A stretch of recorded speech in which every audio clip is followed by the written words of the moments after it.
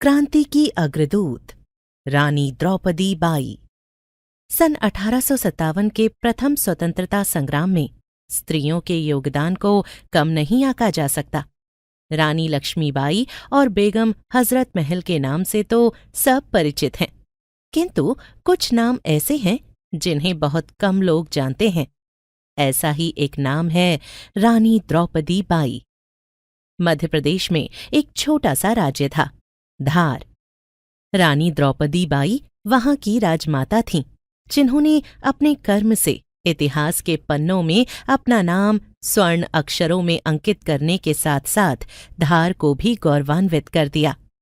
22 मई 1857 को धार के राजा की हैजे से मृत्यु हो गई। मृत्यु से एक दिन पहले उन्होंने अपने छोटे भाई आनंदराव बाला साहब को गोद ले लिया। उस समय आनंदराव बाला साहब की आयु मात्र 13 वर्ष की थी। राज्य कार्य को सुचारू रूप से चलाने के लिए राजमाता द्रौपदी बाई ने स्वयं को अल्पवयस्क आनंदराव बाला साहब का संरक्षक घोषित कर दिया।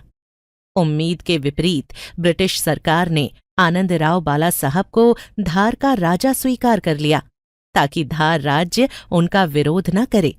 पर रानी द्रौपदी बाई के हृदय में तो क्रांति की ज्वाला धधक रही थी। इसी कारण रानी द्रौपदी बाई के राज्यभार संभालते ही समस्त धार में क्रांति की लहर सी दौड़ गई। रानी द्रौपदी बाई ने रामचंद्र बापूजी को अपना दीवान नियुक्त किया, जिनके साथ मिलकर उन्होंने विद्रोह का बिगुल बजाया। रानी द्रौपदी बाई ने अपनी सेना में वेतनभोगी अरब, अफगान आदि सभी वर्गों के लोगों को भर्ती करना प्रारंभ किया। ब्रिटिश सरकार नहीं चाहती थी कि रानी द्रौपदी ऐसा करें, लेकिन उन्होंने इसकी कोई चिंता नहीं की। एक दिन नवनियुक्त धार के सैनिकों को इंदौर में विद्रोह की सूचना मिली। उन्होंने उसी समय अमझेरा राज्य के सैनिकों के साथ मिलकर सरदारपुर पर आक्रमण कर दिया। लूट के सामान के साथ वे 3 तोपें भी लाए। 31 अगस्त 1857 को धार के किले पर क्रांतिकारी सेनानियों का अधिकार हो गया। कहा जाता है, क्रांतिकारी सेनानियों को रानी द्रौपदी बाई और राज दरबार का समर्थन प्राप्त था। नाराज होकर अंग्रेज कर्नल ड्यूरेंड ने रानी द्रौपदी बाई और राज दरबार के अन्य सदस्यों को कड़ी चेतावनी देते हुए पत्र लिखा कि आगे की समस्त कार्यवाही का उत्तरदायित्व उन पर होगा। धार की राजमाता रानी द्रौपदी बाई और राज दरबार द्वारा विद्रोह की प्रेरणा देने के कारण कर्नल ड्यूरेंड चिंतित हो उठे। उन्हें हैदराबाद, नागपुर, सूरत, उज्जैन, ग्वालियर जैसे दूरवर्ती राज्यों से निरंतर ये समाचार मिल रहे थे कि दशहरे के पश्चात मालवा क्षेत्र में क्रांति की ज्वाला फैल जाएगी। नाना साहब भी उस क्षेत्र के आसपास ही थे।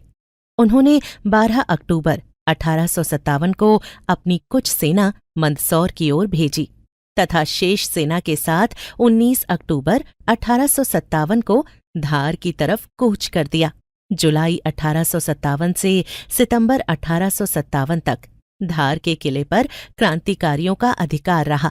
फिर 2 अक्टूबर 1857 को रानी द्रौपदी बाई और क्रांतिकारियों के बीच एक समझौता हो गया। क्रांतिकारियों के नेता गुल खान, बादशाह खान, सदात खान स्वयं रानी द्रौपदी बाई के दरबार में आए। वे अब बहुत शक्तिशाली हो गए थे। धार का किला अब भी क्रांतिकारियों के कब्जे में था। वे अंग्रेजों को बहुत परेशान करते थे, जिससे अंग्रेज अधिकारियों का जीवन बहुत कठिन हो गया था। आखिरकार 22 अक्टूबर 1857 को ब्रिटिश सेना धार पहुंच गई और धार का किला घेर लिया। क्रांतिकारियों ने उनका डटकर मुकाबला किया। अंग्रेज सेनाधिकारियों को विश्वास था कि क्रांतिकारी शीघ्र ही आत्मसमर्पण कर देंगे, पर ऐसा न हुआ।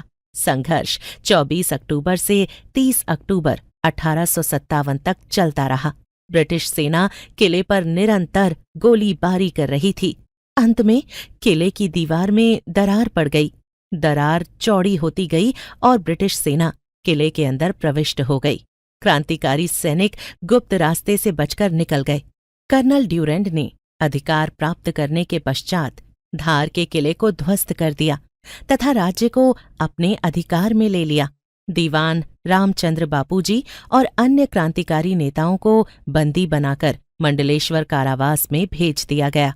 सन 1860 में धार का राज्य पुनः आनंदराव बाला साहब को वयस्कता प्राप्त करने पर सौंप दिया गया।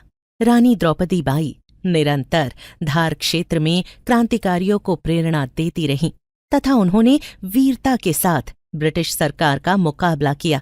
निरंतर क्रांति का संदेश देने तथा ब्रिटिश सरकार का विरोध करने के कारण धार क्षेत्र में रानी द्रौपदी बाई को स्वतंत्रता संग्राम की अग्रदूत माना जाता था।